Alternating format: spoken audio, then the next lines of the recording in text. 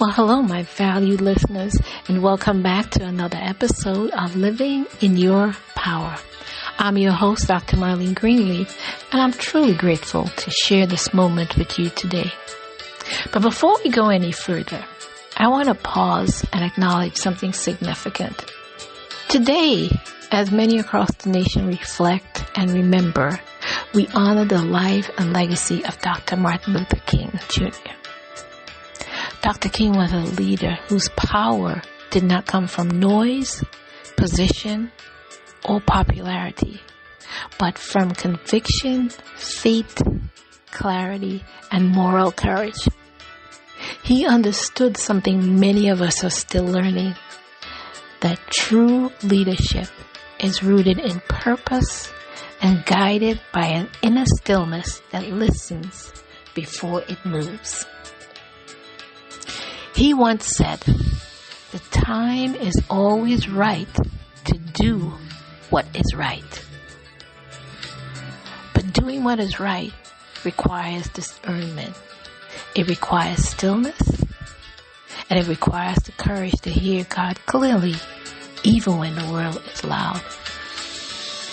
And I believe it's no coincidence that today's episode falls on a day that calls us to reflect deeply on leadership, service, and intentional living. So as we continue our journey through January, we are grounded in our theme, the power reset, returning to what matters. Because this month is about restoring alignment, not rushing ahead, but returning to the practices and perspectives that anchor us. And today's episode, the third in our January series, is titled Returning to Stillness and Discernment. Now, in a world that rewards speed, productivity, and constant visibility, stillness is often misunderstood. We are taught that movement equals progress and that quiet means delay. But spiritually, stillness is not avoidance. It is in fact wisdom. Many of us stay busy not because we're called to, but because stillness requires us to listen. And listening sometimes reveals truths we've been avoiding. Psalm 46:10 tells us to be still and know that I am God. Now that verse doesn't say be still once things calm down. It doesn't say be still when everything makes sense. It says be still right in the middle of uncertainty. Because stillness is an act of trust. It's the decision to pause long enough to remember who is in control and who is not. Now, discernment is not the same as decision making. Decision making can happen quickly. Discernment takes time. Now, in my own life, I've learned that the moments when I rushed decisions, they were often the moments I later had to revisit, repair, or undo them. But the choices I brought before God, patiently and prayerfully, they carried a different kind of peace.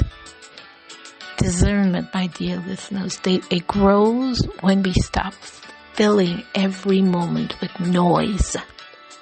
Noise from opinions, noise from expectation, noise from comparison.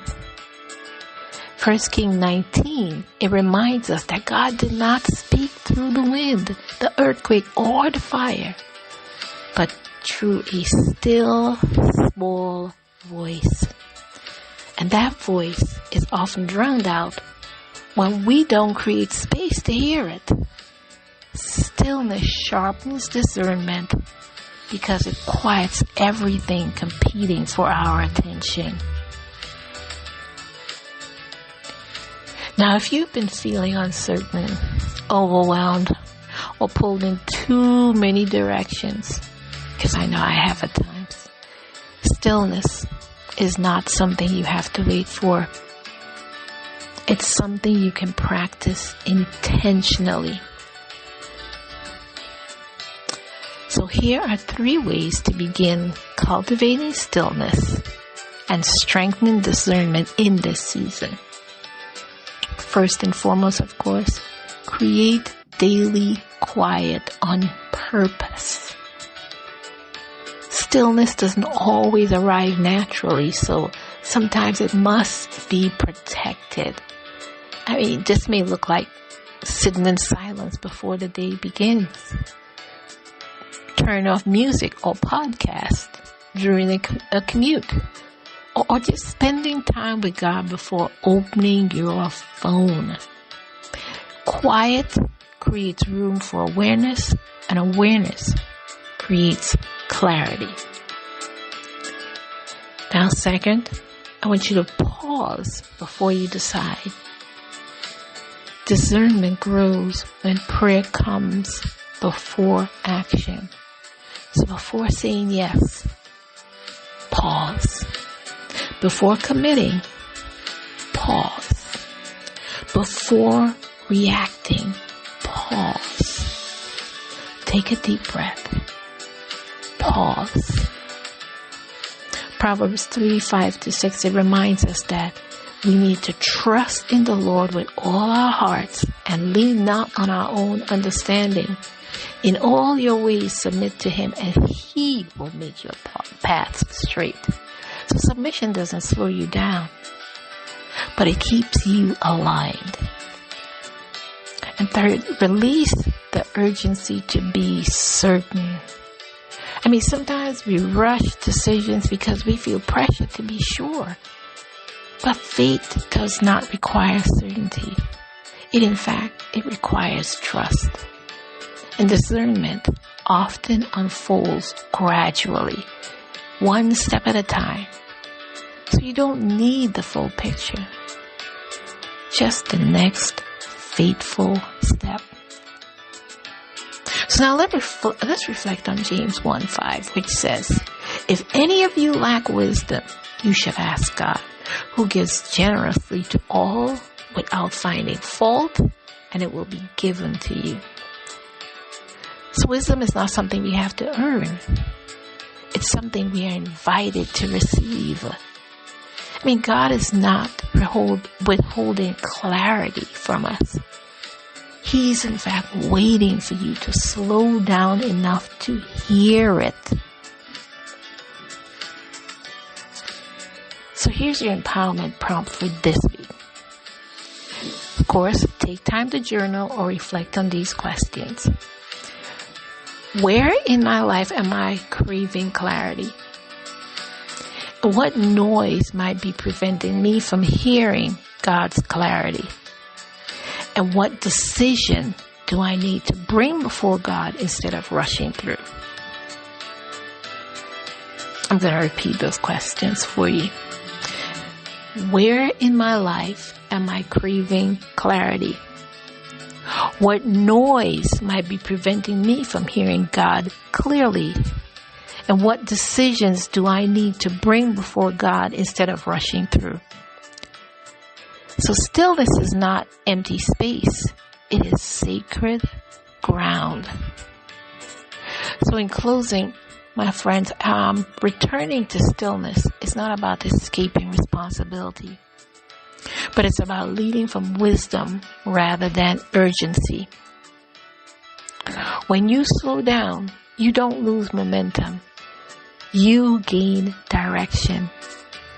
And when you quiet your spirit, you don't fall behind. You move forward with purpose. So as you continue this power reset, I want you to remember that clarity comes to those who are willing to listen. And wisdom flows when stillness is honored. I want to thank you for joining me today on this episode in our January series, The Power Reset, Returning to What Matters. Next week, we'll close out this month with a powerful conversation entitled Choosing What Matters Gently. I want to thank you again for listening to this episode of Living in Your Power. And until next time, dear listeners, continue to live boldly in your power today. And if it gets tough, just breathe. You still got the strength to rise. So I'll see you next time, and continue to live in your power.